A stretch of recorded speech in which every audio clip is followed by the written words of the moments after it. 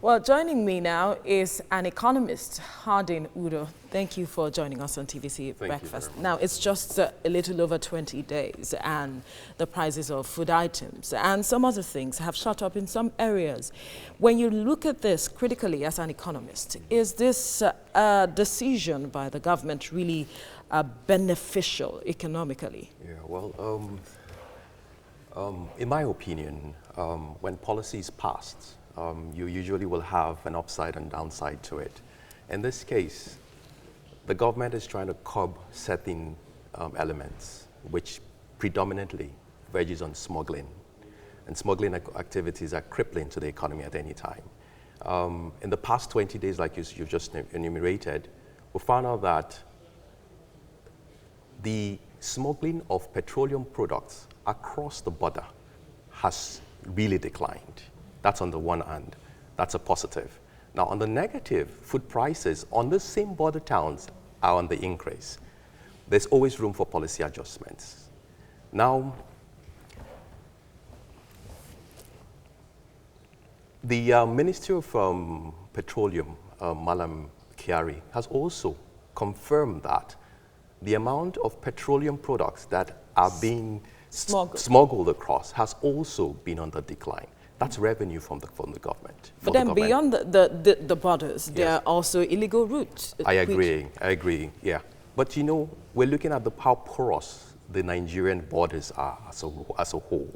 Now, manning them as it is a step in the positive direction, because we've been clamoring for this as a people for a long time. Now, also, when you look at these food items that are on the increase, especially on the border towns, you find out that a number of them are still coming through the borders illegally. We have the likes of chicken, turkey, and rice. These are things that are produced locally. So there's a plus for it, and there's a negative. The negative is what we've seen in terms of the hard economic impact on the border towns. And I believe that strongly that the policy makers are watching this as feedback. So if there has to be a policy adjustment, yes, what areas would you be looking at? Well, for me, I will recommend that we should have quota systems in place, tariffs in place. When we're looking at tariffs and all that. Don't we have that already? Yeah, well, we do. We need to increase them, especially on the imports of things, goods like products like chicken, like turkey, yeah? And then we also want to export concessions. When we're saying export concessions, I'm looking at such products like the oil products. It's clear that there's a market across the country. Absolutely. But do we have to smuggle the products across the country? So we want to have a sit-down with all concerned parties, probably the governments of other countries as well. We're looking at the Niger Republic, we're looking at Benin Republic. We're saying who are the suppliers who are licensed to actually pick up products from Nigeria and sell legitimately so as not to impact government revenue in a negative way. When we make increases, don't you think that it will encourage smuggling, so to speak? No, you know, in a controlled environment, a very controlled environment, the problem now is that most our environment control? It's environmental control. They're not in place. And that's why I think government is playing the hard line. Shut down the borders. Let us even see where these products are going to, where they are coming from. I think it's a step in the positive direction in the sense that once you now know it's verified, and then we can now apply the necessary measures to curb them. Take chicken, for instance. Since the land borders have been closed, we hear that people are now smuggling them into the country through canoes. The forces, the armed forces or the joint task forces are now also trying to use helicopters and all that to increase surveillance, because people will always want to find a way across it. The smuggling is harming the economy, and it's been doing that for a very long time. Yes. All right, Hardin Udo, thank you for your time on TVC Breakfast. You're welcome. Joining me now is an economist, Hardin Udo. Hardin, good morning. It's nice to see you, really. Same here, Mike. Welcome. Thank you, now, a lot of people have voiced out differently regarding the partial or the closure of the Nigerian borders roundabout. Some people say it's hurting the economy and little businesses here and there. But others say it's a good development because it's going to give room and opportunity for local industries to grow. Sure. What is your take on this generally? Well, I'll say I'll sit on the fence. Oh, okay. Because truly, the policy is on the one hand beneficial, and on the other hand, it's hurtful. So it depends on what aspect you're looking at it. Now, let's look at the negative side of it, and which is the border towns that are actually crying out at this time. Now, the average distance that you probably travel between a major Nigerian city capital to the border town could be in excess of 6 hours or even a day at times. Some of them are accessible by road and all of that. And so you find out that these communities are surviving on their own economy based on trade between Nigeria and other countries. Chad, for instance, Niger Republic, for instance, Cameroon, Benin Republic, yeah, and all you know, that, yeah. some of these border towns are not as expansive as the well-known semi-borders. You understand? So the social amenities that you and I, Mike, are used to in Lagos, you will not find it there. Okay. No pipe-bomb water, no good road, no access to roads, no access to good medical facilities, and all of those things. And so, so that little economic activity of trade between them and the next community in the next country is what they depend. Wow. That's so closing the border goes a long way to cut that, that line. Yes. But what can the government do? How helpless is the government in this case? Because the directive is for the economy. Yes. Now, you know, the government has a lot on its plate to wrestle with. You have the balance of trade, balance of payments, and all of those issues, security issues, and all of that. Now, if you notice, it's a joint task force. It's not as if these borders were not manned before now, but clearly there have been leakages, humongous leakages. One of the major ones is oil, petrol.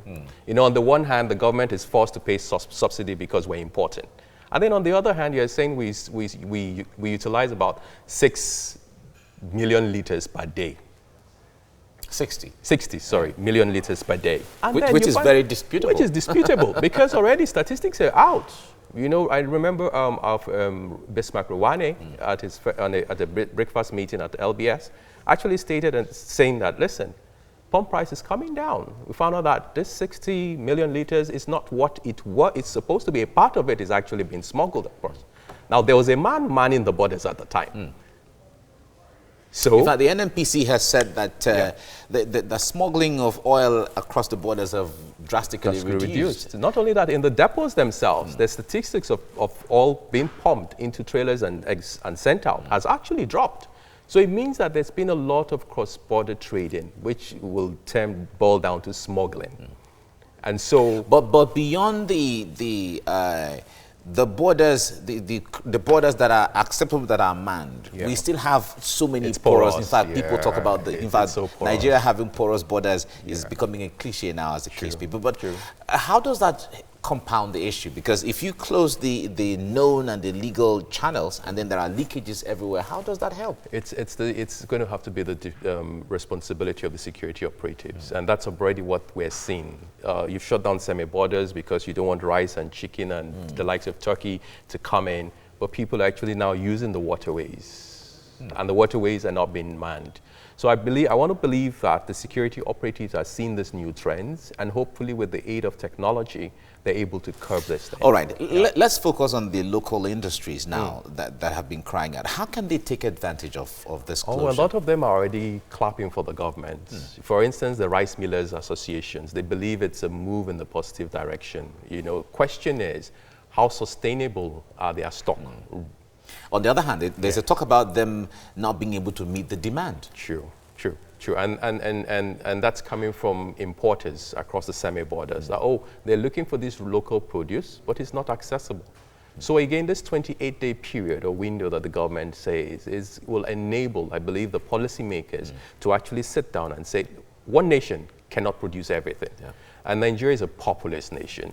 So we can't overnight just stop the importation of food stuff. It has to be gradual. It has to be gradual. All right. Thank you very much, Hardin Udo, for coming on the program. Thank you so much. Thank you. Now, joining us to take a look at the 2019 edition is the General Coordinator, Tayo Popola. It's nice to have you on TVC Breakfast Show. Same here. Well, let's take a look at the 2019 edition of the Lagos Women Run, coming up on the 9th of November. How ready and what are you putting on the table this time around? Well, for now, we are ready, and it's just a plug and play, and because we have a base for it already, and like you said, at our last visit to the First Lady of Lagos, it was more encouraging and actually made us to say that, okay, yes, we're good to go with what we've had now. And a lot of women are ready. Registration have started already, and for now, I think we have more than 4,000 people that have registered online, and like I said, we're good to go. Well, taking a look at the past editions and what you've been able to see from women participants in sports, how has this encouraged, more younger ladies, women to indeed go beyond the normal 10-kilometer run and do this on a daily activity? It's quite amazing because the run, it's a 10-kilometer run. We kind of do it as a way of networking, a way of people understanding their well-being, a way of health, fitness, and a way of ladies coming together just within a few hours and for us to share so many things in common.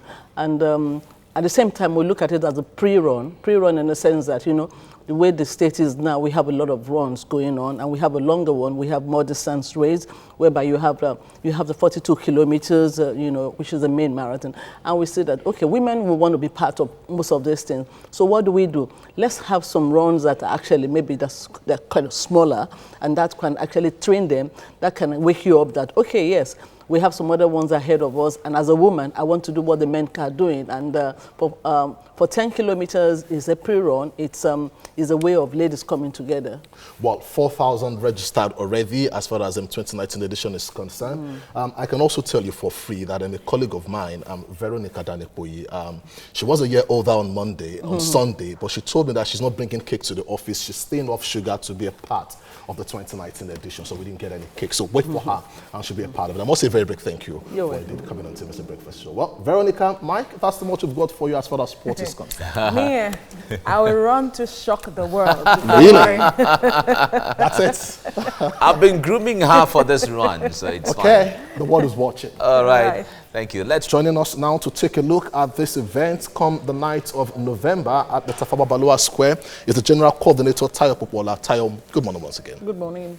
Well, Tayo, you made mention of the fact that the wife of the Lagos State Governor will be flagging off this event. Is that all she will be doing? No. She's going to partake. She's going to run. She's going to run. She's going to run. She's going to run. And you see, running is not about, okay, where everybody have to finish or everybody have to run the 10 kilometers. Okay. What we're saying here is just, it's a fitness move for everybody. Okay. And you can decide to do 2 kilometers, you can decide to do 5 kilometers, okay. You can decide to do 1 kilometer, you can decide to walk. Okay. All is about fitness, all is about well-being, and like the First Lady said, she's going to partake. She understands what fitness is all about. She understands well-being is all about. She understands what networking is all about. Okay. She understands a forum where women come together for a common goal. Around the play. It's all about fun. It's all about fun for that day. And and the First Lady has said that, okay, for us, for women, we should encourage ourselves to have fun, to be together, just on one bond. And all we're using is the name Lagos Women Run. Well, let me take you back to the 2018 edition. The first, second, and the third finishers at the sporting time were between the ages of 21, 22, and 23. You brought up this initiative just to encourage women, but we've seen the youth playing a frontline role. Where do we go from here, since youths are indeed churning out the best of times? Well, that's why we have different categories for the women run. We have the open category, which is from the age of 18, you can run, from the age of 18 to 75 can be part of it. Okay. Then we have the veteran. The veteran starts from the age of 44.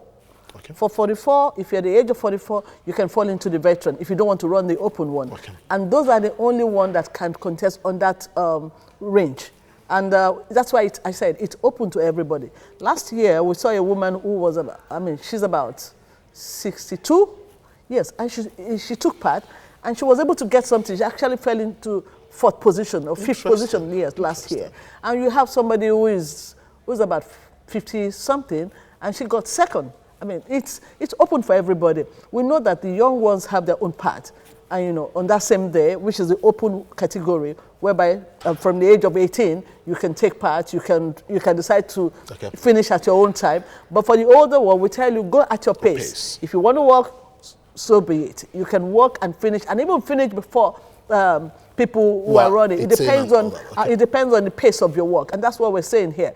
It's an open thing for every category from the age of 18 to some 75, 78. I mean, we tell you, you just make sure that your fitness level can accommodate your strength. That's more important. Yeah. Now, what measures are you putting in place to ensure that checks, are very, very important? Health-wise, injuries, and all that. What measures are in place? But all like the Lagos State involved, all the agencies of Lagos that calculate things like that are going to be on ground. You have the LASMA, we have the lab boss, we have the we have the medical people, we have all forms of medical setup for that day. And the state government is actually one of the biggest support that we have here.